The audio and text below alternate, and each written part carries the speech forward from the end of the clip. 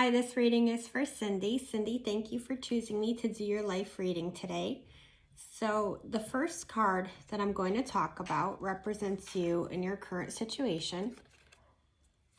What this card talks about is the fact that you are kind of struggling to see the bright side of life.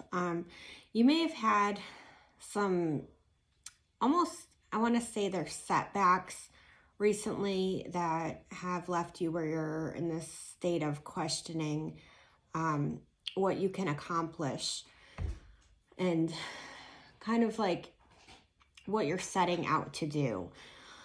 There is some underlying depression that comes along with this card. There's some feelings of loneliness, the sense of being left out of some things you'd like to be participating in. It does feel like some days you are pretty confident in what you're able to do and able to get done. And it's like almost both physically and mentally, you get in these periods where you're almost locked in and can't finish what you start. And you're going to hear this kind of a repeating theme throughout a lot of these cards. Again, with your challenges, this card talks about you having ideas and things that you want to start and you want to be doing, but you're not really ready yet. And again, it has to do with those two roadblocks, both the physically and mentally just not there yet. And as I go along further into the reading, it's going to become more clear what those reasons and those things are. And I apologize for my dirty hands, but I've been in the garden reading again today. It does feel like, you know, the challenge is when you get stuck at this standstill, you definitely internalize a lot of things and you're very quiet about what you go through. Consciously, you are aware that you have these things that you want to get done, these ideas and plans, you know, they're emerging into your thought process constantly, but you're really trying to figure out how to make your idea a reality is what I want to say, because you know your limitations. And it does say in this card that you have maybe a little bit of feeling of jealousy towards people who are able to go about their life doing the things you'd like to be doing. And that's leaving you feeling a little bit sulky. What you aren't aware of, though, Cindy, is that, you know, you're past the worst of the turmoil. You've gone through a lot in your life, and this is a rest period for you. You know, you've endured many, many challenges,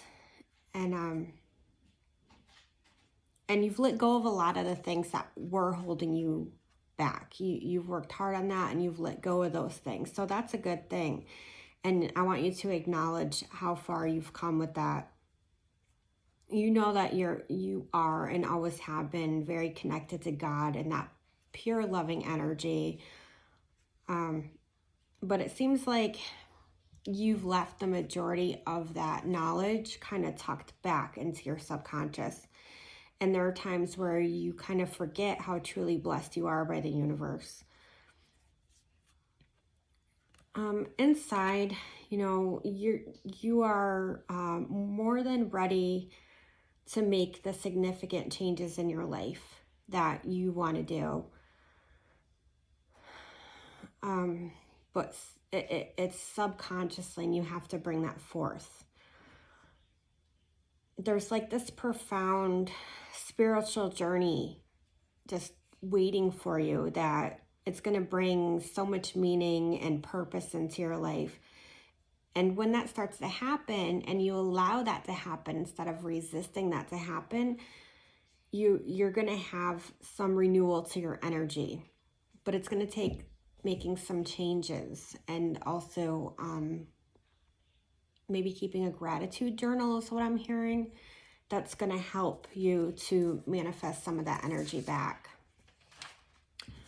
As far as your recent past, recently it seems that there were some new beginnings of stuff that's happened for you, and you possibly had a little more financial stability going on than in other times. That's kind of what birthed this feeling of being more optimistic of where your life could be headed, and the ideas that you're having about, your potential and your motivation to take on some of these new challenges.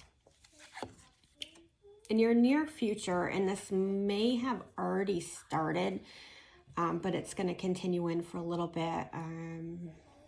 I feel like within this next 2-month period, it seems that there is going to be some disharmony with some people close to you.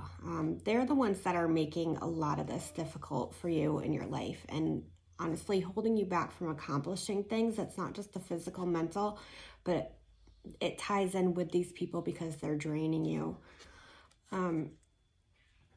You have these things on your to-do list that you want to get done, and they're not on the same page with you as far as what you should be doing and how you should be doing it. They're really not respectful of your needs and your boundaries. They're almost like energy vampires, where they're expecting so much from you, giving so little in return, and not allowing you to have the space and time to gather your own strengths and energies. I don't know if you're considering separating from your current living arrangement or not, but that is something that I'm hearing may come up as a thought or an idea for you. Now, as far as advice, you have been holding back and expressing how you really feel to people in your life. And it seems like the way you express yourself is privately, more through things like journaling or being deep in prayer. And what Spirit is saying is that it's time to start letting go of that fear and to speak your mind more openly, instead of having these passive-aggressive type behaviors and feelings towards the people in your life. Don't make promises that you can't keep. If you feel too tired or weak or just not up to doing something, directly let other people know that. Don't say these things that you'll regret that you promised later, because it keeps an underlying bitterness that's holding you yourself back. It's not hurting them, but it's giving this undertone of unhappiness and depression in your life. Now, it does seem like there's two significant personalities that are having a role in your life.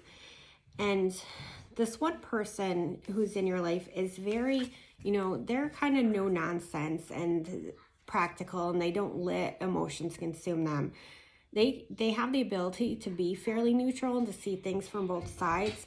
And this would be the person that you would want to practice being open about what's really going on with you when you talk to them, until you kind of get your sea legs and you're able to talk to others a bit more about it.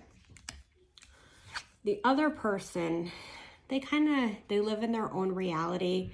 They're kind of unrealistic about life and how life goes, and kind of unable to be empathetic towards your situation.